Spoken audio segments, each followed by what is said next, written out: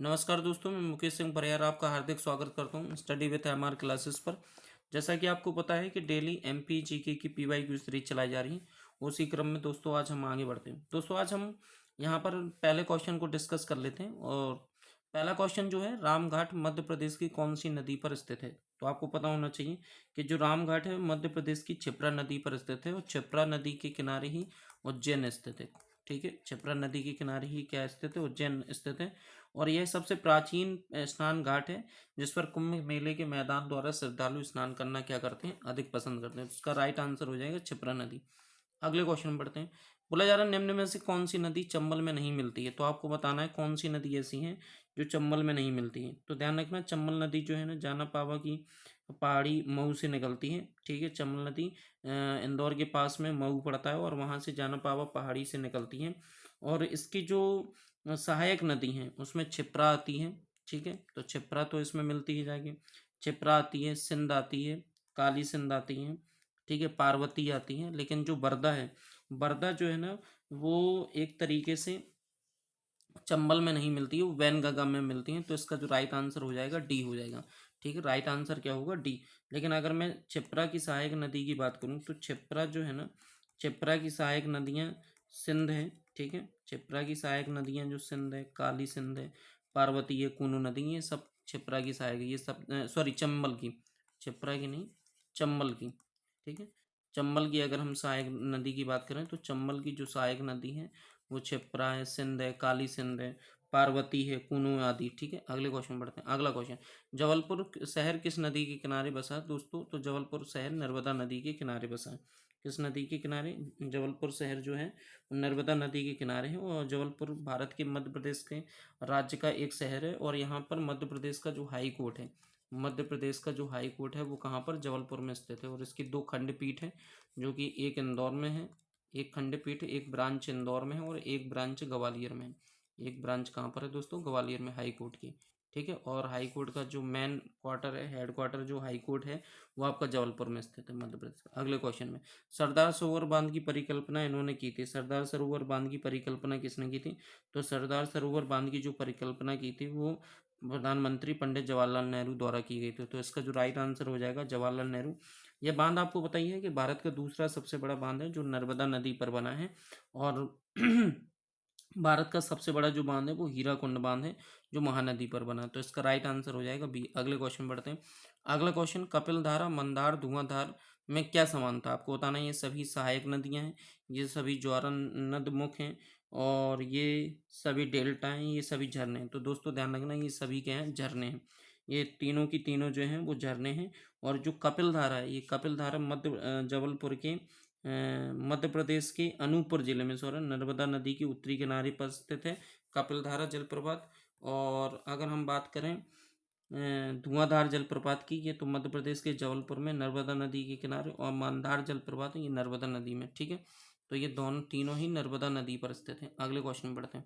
बंजर नदी परियोजना है, आपको बताना है बंजर नदी जो परियोजना है ये नर्मदा घाटी की परियोजना है। किसकी परियोजना है? नर्मदा घाटी की परियोजना है। और बंजर नदी जो है नर्मदा की एक प्रमुख सहायक नदी है। बंजर जो नदी है, बंजर नदी, ध्यान रखना, नर्मदा की एक सहायक नदी है। नर्मदा की सहायक नदी है। किसकी सहायक नदी है? नर्मदा की सहायक नदी है। ठीक है दोस्तों, इसका जो उद्गम स्थल है वो बंजारपुर। ठीक है, छत्तीसगढ़ से निकलकर मंडलापुर में महाराजपुर के निकट नर्मदा नदी में मिल जाती है। अगला क्वेश्चन, सोन नदी का उद्गम स्थान है, आपको बताना है सोन नदी कहाँ से निकलती है। तो दोस्तों सोन नदी का जो उद्गम स्थान है वो मध्य प्रदेश के अनूपपुर जिले के समीप, अमीरपुर जिले में स्थित एक अमरकंटक की पहाड़ी वहां से निकलती है। तो इसका राइट आंसर हो जाएगा अमरकंटक। अगले क्वेश्चन पढ़ते हैं। अगर हम सोन नदी के अन्य नाम की बात कर लेते हैं, सोन नदी के अन्य नाम कौन कौन से? दोस्तों आज थोड़ा सा स्पीड में हम इन क्वेश्चन को कवर करेंगे। अन्य नाम की अगर हम बात करें, सोन नदी के जो अन्य नाम है, सोन नदी के अन्य नाम नंद, सोन, सवर्ण, सोनपालका,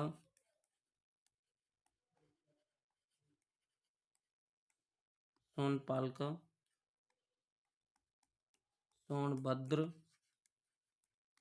सोनपालका, सोनभद्र, सोवा, और हिरण्मय।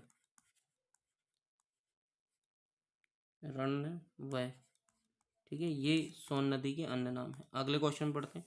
अगला क्वेश्चन, विदिशा किस नदी के तट पर स्थित है? दोस्तों विदिशा है ना बेतवा नदी के तट पर स्थित, ठीक है। विदिशा कौन सी नदी पर स्थित है? बेतवा पर। अगला क्वेश्चन, नर्मदा के समानांतर बहने वाली नदी कौन सी है? नर्मदा के समानांतर बहने वाली जो नदी है वो ताप्ती नदी है, ठीक है, क्योंकि ये दोनों ही नदियां क्या हैं, पूरब से पश्चिम की ओर बहती हैं, इस तरफ ऐसे बहती हैं, दोनों नदियां समानांतर बहती हैं।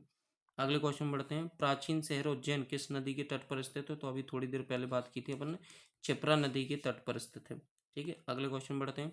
सरस्वती और खान किसकी सहायक नदी है? मोस्ट इंपॉर्टेंट क्वेश्चन, सरस्वती और खान किसकी सहायक नदी है? तो ध्यान रखना, सरस्वती और खान ये क्षिप्रा की सहायक नदी हैं। किसकी हैं? क्षिप्रा की।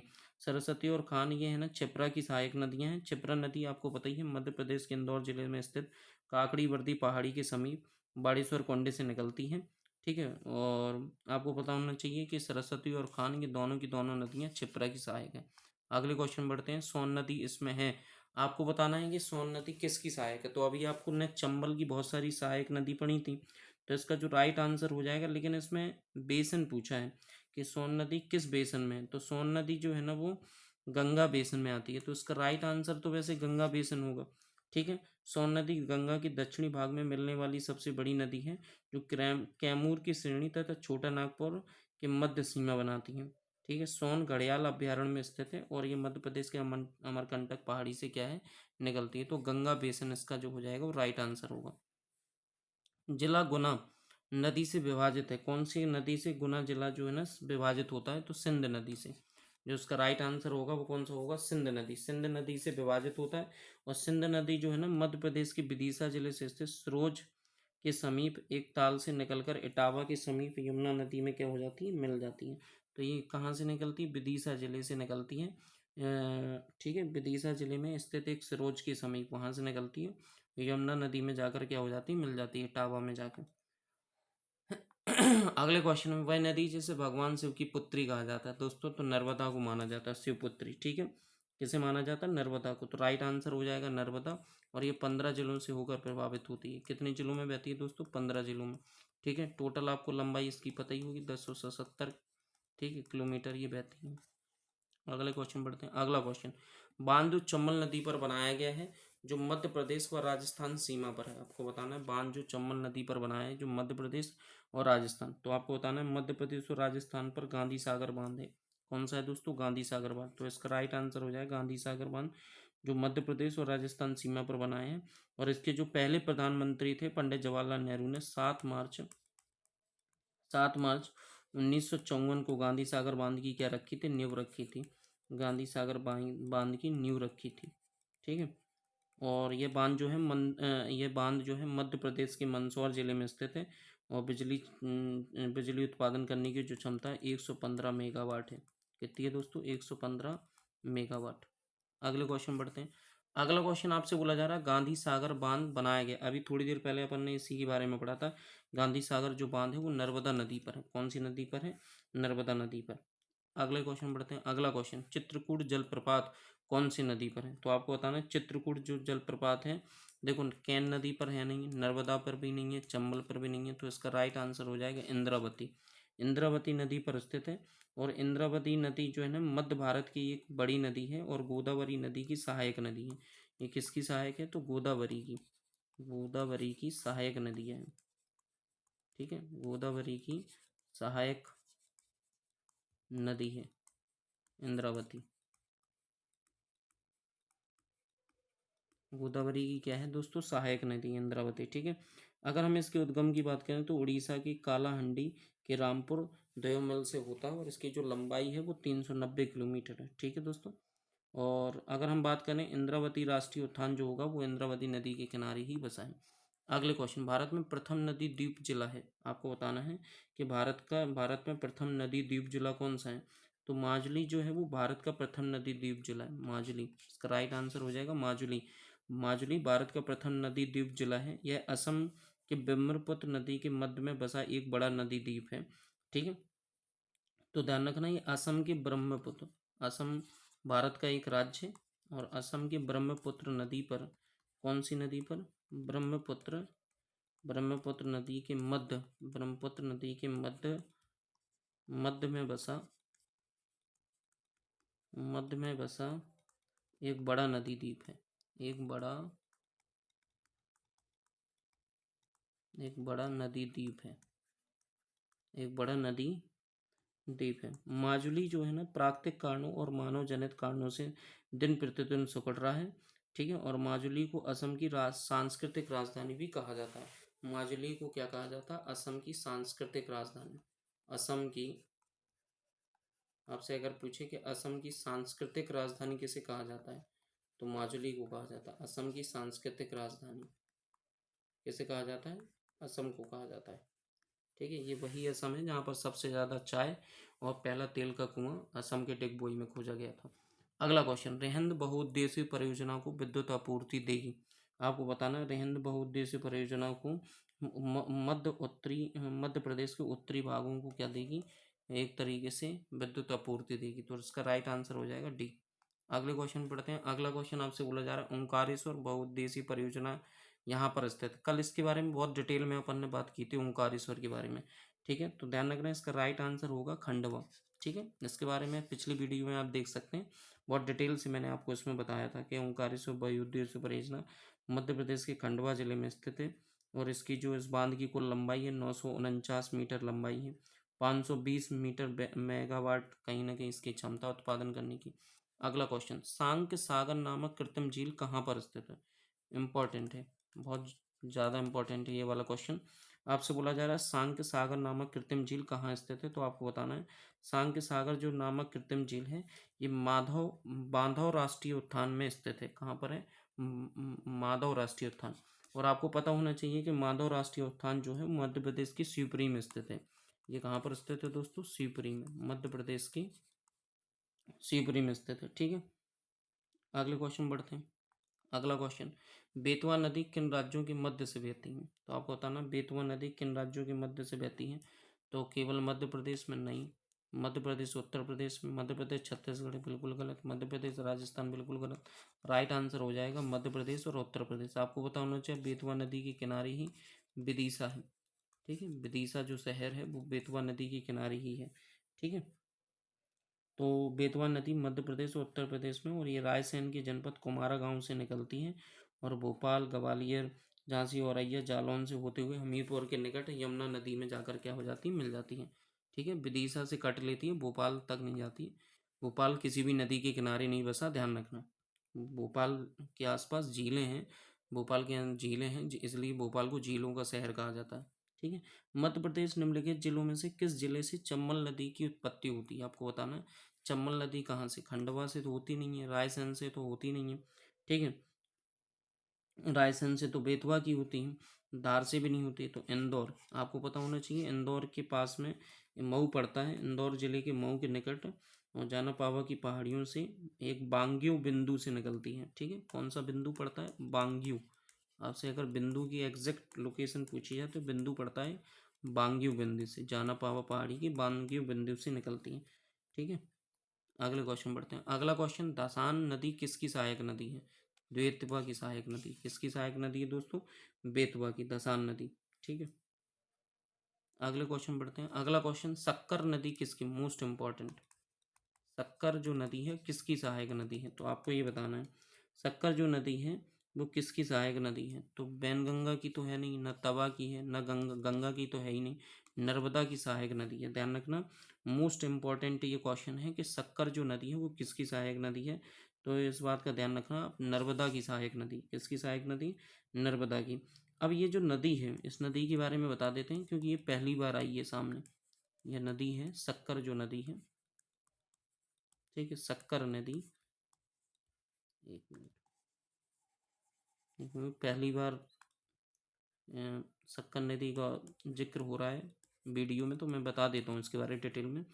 यह नदी जो है ना, शक्कर नदी जो है ना, पहली बात तो नर्मदा की सहायक नदी। यह नदी अमरवाड़ा, अमरवाड़ा तहसील, तहसील छिंदवाड़ा जिला के समीप, छिंदवाड़ा जिले के समीप सतपुड़ा पर्वत श्रेणी, सतपुड़ा पर्वत श्रेणी से निकलती है। सतपुड़ा पर्वत श्रेणी से क्या होती है? निकलती है। ठीक है। और यह नरसिंहपुर में प्रभावित होते हुए नर्मदा की बाईं ओर से मिलती है। और ये कौन से? नरसिंहपुर में, नरसिंहपुर जिले में नर्मदा में जाकर क्या हो जाती है? मिल जाती है। नर्मदा में जाकर क्या हो जाती है? मिल जाती है। ठीक है। अगले क्वेश्चन पढ़ते हैं। अगला क्वेश्चन, मध्य भारत पठार क्षेत्र में निम्न में से कौन सी नदी का प्रभाव नहीं है? आपको बताना है मध्य भारत पठार क्षेत्र में कौन सी नदी नहीं बहती है। ठीक है। तो चंबल तो बहती है, पार्वती भी बहती है, काली सिंध भी बहती है, जानमेर नहीं बहती। ध्यान रखना, मध्य भारत पठार क्षेत्र में जानमेर नदी प्रभावित नहीं होती। और यहाँ से इस नदी का कोई यहाँ पर प्रभाव क्षेत्र नहीं है। तो इसका राइट आंसर हो जाएगा एक। मध्य प्रदेश से छत्तीसगढ़ राज्य के गठन के बाद डैश डैश की घाटी का मुख्य भाग अब छत्तीसगढ़ में स्थित नहीं है। तो आपको बताना है मध्य प्रदेश से छत्तीसगढ़ राज्य के गठन के बाद महानदी कौन सी नदी? महानदी। नर्मदा तो है ही, चंबल भी है, गंगा भी। तो इसका राइट आंसर हो जाएगा महानदी। तो आपको पता होना चाहिए 1 नवंबर 2000 को एमपी से अलग होकर छत्तीसगढ़ का क्या हुआ था? गठन हुआ था। 2000 को छत्तीसगढ़ का क्या हुआ था? छत्तीसगढ़ का गठन हुआ था। ठीक है। अगला क्वेश्चन पढ़ते हैं। अगला क्वेश्चन, मध्य प्रदेश में किस स्थान पर 2 किलोमीटर के अंदर दो प्रमुख नदियों का उद्गम है? तो आपको बताना है मध्य प्रदेश के अंदर कौन सी दो मध्य प्रदेश के किस स्थान पर 2 किलोमीटर के अंदर दो प्रमुख नदियों का उद्गम है? तो ना तो महू से है, ना ही बेड़ाघाट से, ना ही तो नगरी अमरकंटक से। अमरकंटक से दो नदियाँ, एक तो आपकी चंबल नदी निकलती है और एक आपकी नर्मदा नदी। ठीक है। सोन नदी अमरकंटक से, नर्मदा नदी, सोन नदी अमरकंटक के पठार से नर्मदा नदी के उद्गम निकट से निकलती हैं। तो दो नदियां हैं। ठीक है। अमरकंटक। अगले क्वेश्चन पे, मध्य प्रदेश की कौन सी नदी बंगाल की खाड़ी से गिरती है? मध्य प्रदेश की कौन सी नदी बंगाल की खाड़ी में गिरती है? आपको बताना है कौन सी नदी। तो ताप्ती तो नहीं गिरती है। ठीक है। न तो महानदी गिरती है और ना ही बेतवा। तो इसका जो राइट आंसर हो जाएगा वो कृष्ण महानदी हो जाएगा। कौन सा? महानदी। ठीक है। क्या पूछा है क्वेश्चन ने कि मध्य प्रदेश की कौन सी नदी बंगाल की खाड़ी में गिरती है? आपको ये बताना है ना। मध्य प्रदेश की कौन सी नदी बंगाल की खाड़ी में गिरती है, ये आपको बताना है। तो इसका हाँ सही है, डी हो जाएगा। क्योंकि देखो चंबल तो है नहीं, बेतवा नहीं है, ताप्ती भी नहीं है। तो राइट आंसर हो जाएगा महानदी। ठीक है। महानदी है और ये महानदी उड़ीसा के कटक के निकट एक बड़ा डेल्टा बनाते हुए और बंगाल की खाड़ी में क्या हो जाती है? गिर जाती है। कटक। ठीक है। उड़ीसा में आपको पता होना चाहिए कटक पड़ता है। कटक उड़ीसा। निम्न में से कौन सी नदी मध्य प्रदेश में नहीं बहती? आपको बताना है निम्न में से कौन सी नदी मध्य प्रदेश में नहीं बहती। महानदी तो बहती है, ताप्ती भी बहती है, नर्मदा भी बहती, कृष्णा नहीं बहती। कृष्णा, गोदा और ये कावेरी, ये दक्षिण भारत की नदियां हैं। ठीक है। ध्यान रखना। तो ये दक्षिण भारत की नदी है, ये उत्तर प्रदेश में नहीं, मध्य प्रदेश में सॉरी नहीं बहती। तो राइट आंसर हो जाएगा डी। धन्यवाद दोस्तों। अगर मेरे द्वारा दी गई जानकारी आपको पसंद आ रही है तो प्लीज़ लाइक एंड सब्सक्राइब कीजिए और कमेंट जरूर कीजिए।